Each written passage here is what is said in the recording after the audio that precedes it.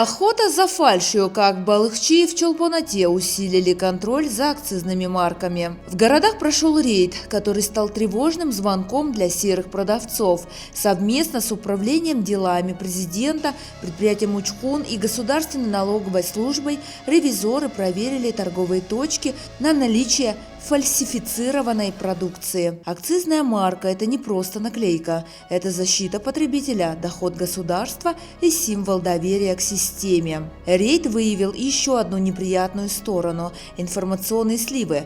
Продавцы некоторых магазинов честно признались, знали о проверке заранее. Кто-то даже успел спрятать товар. Если раньше подобные рейды были скорее исключением, то теперь это стратегия.